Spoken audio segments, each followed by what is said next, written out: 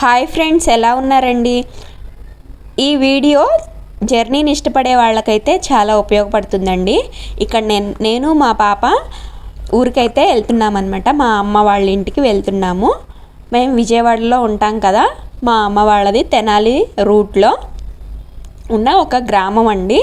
ఇక ఆ విలేజ్కి అయితే మేము బయలుదేరి వెళ్తున్నాం అన్నమాట. ఇక ఇటువైపు వారధి త్రూ మా జర్నీ అయితే ఉంటుంది. ఇక నేను మా పాప అయితే బయలుదేరి బస్సులో వెళ్తున్నాము. మా హస్బెండ్కి ఆఫీస్ వర్క్ అయితే రావట్లేదన్నమాట. ఇక బస్సులో ఏదన్నా కనిపిస్తే కామ్గా కూర్చుంది. ఇక అట్లా మా జర్నీ అయితే స్టార్ట్ చేసాము.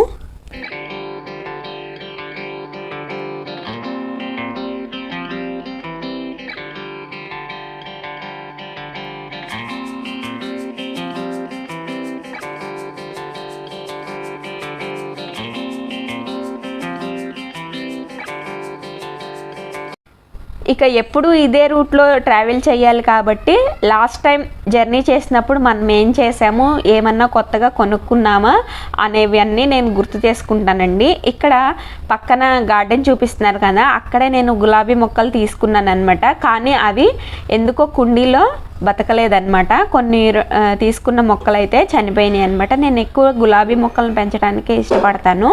ఇక ఆ గార్డెన్ చూసి మళ్ళీ ఈసారి ఇక్కడ గులాబీ మొక్కలు తీసుకోవాలి అనుకుంటున్నాను. ఇక ఇట్లాంటి విషయాలతో గుర్తు చేసుకుంటా నా జర్నీ అయితే స్టార్ట్ చేస్తానండి. అందుకని నాకు జర్నీ చేయటం చాలా ఇష్టం అనమాట. బోర్ మాత్రం అనిపించదు.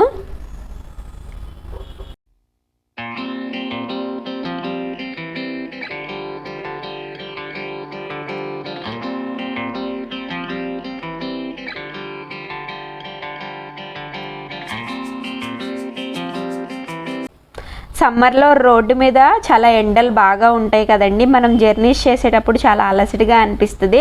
అదే రూట్లో నది కనిపిస్తే ఆ నీటి నుంచి వచ్చే చల్లగాలి కొంచెం శ్వేత తీర్చుకున్నట్టు ఉంటుంది కదా. ఇక అట్లయితే ఇక్కడ కృష్ణానది మీదుగా వారధి మీదుగా మా ప్రయాణం అయితే స్టార్ట్ అయ్యిందండి. ఇక వాటర్ అయితే లేవు, సమ్మర్ స్టార్ట్ అయిపోయింది కాబట్టి. కొన్ని చోట్ల గుంటల్లో కొన్ని ఉన్నాయి అన్నమాట. ఇక మా పాప అది చూస్తుంది, వాటర్ అని చెప్తూ చూస్తుందన్నమాట. ఇక ఇట్లాంటివన్నీ మా పాప బాగా ఎంజాయ్ చేస్తుంది. తనకి జర్నీ బోర్ కొట్టదన్నమాట.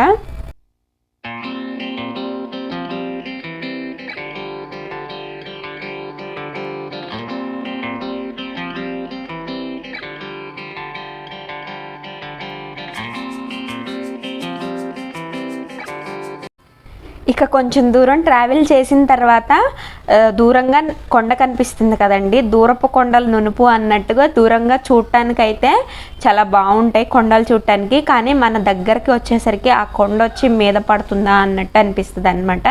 నాకు అంత భయం వేస్తుంది. ఇక్కడికి మంగళగిరి బైపాస్ రూట్ దగ్గరకు అయితే వచ్చేసాము. సిటీకి దగ్గరగా అయితే కొండలు అవి కనిపిస్తాయి కదండి, ఫ్లాట్లు, బిల్డింగ్స్. ఇంకా అసలైన జర్నీ అయితే పంట పొలాల మధ్య నుంచే వస్తుంది అన్నమాట. ఇక్కడ చుట్టూ పంట పొలాలు, మధ్యలో మెయిన్ రోడ్డు, ఇంక ఇవన్నీ చూసుకుంటూ జర్నీ అయితే సూపర్గా స్టార్ట్ అయిపోయింది అన్నమాట.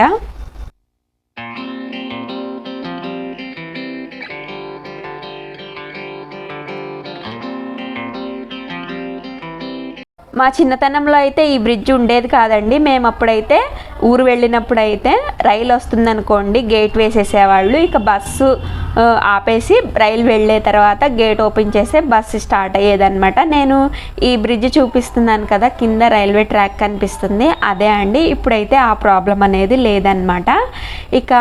ఇక కొంచెం దూరం స్టార్ట్ అయిన తర్వాత కాలువల మధ్యగా ఉండగా రోడ్డు మీద మా ప్రయాణం అయితే స్టార్ట్ అయిందన్నమాట.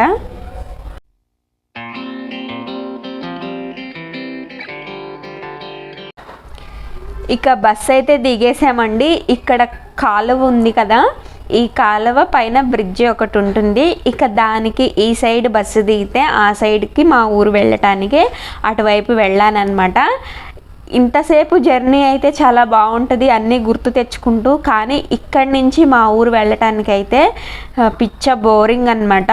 ఒక బస్సు ఉండదు, ఒక ఆటోలు ఉండవు, చాలాసేపు టైము ఒక ఆటో వస్తుంది అని మాత్రం వెయిట్ చేయాల్సి వస్తుంది.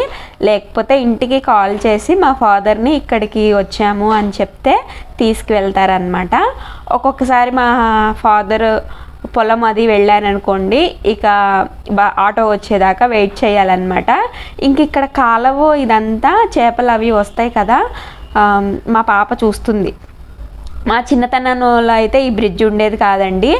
ఆ సైడు కాలువకి అటుపక్క పడవ ఎక్కితే ఇక ఈ సైడు పడవ దింపేదన్నమాట. అట్లా పడవ ద్వారా ప్రయాణం చేసేవాళ్ళం. ఇప్పుడైతే బ్రిడ్జ్ కట్టారు. ఇక మా పాప కాసేపు అయితే ఆ కాలువలో చేపలు అవి తిరుగుతూ ఉంటే చూస్తూ ఉంది వాటర్ అంటూ.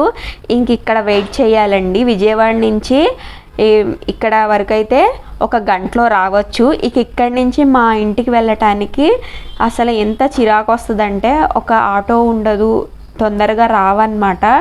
ఇక ఎప్పుడుకో ఒకసారి వస్తే వెళ్దామా, లేకపోతే ఇంటికి కాల్ చేస్తే ఇంటి దగ్గర మా ఫాదరు ఎవరినన్నా తెలిసిన వాళ్ళని పంపించడము, లేకపోతే తనే వచ్చి తీసుకెళ్ళటం అట్లా చేస్తారనమాట. ఇంక ఇక్కడ మెయిన్ డ్రాబ్యాక్ ఏంటంటే, మా ఇంటికి రీచ్ అవ్వడానికి ఇక్కడి నుంచి చాలా టైం పడుతుంది. అందుకనే ఎక్కువ మా హస్బెండే తీసుకొస్తారనమాట. ఇక మా హస్బెండ్కి వీలు దొరకనప్పుడైతే మాకు చాలా ఇబ్బంది అయిపోయిద్ది అనమాట.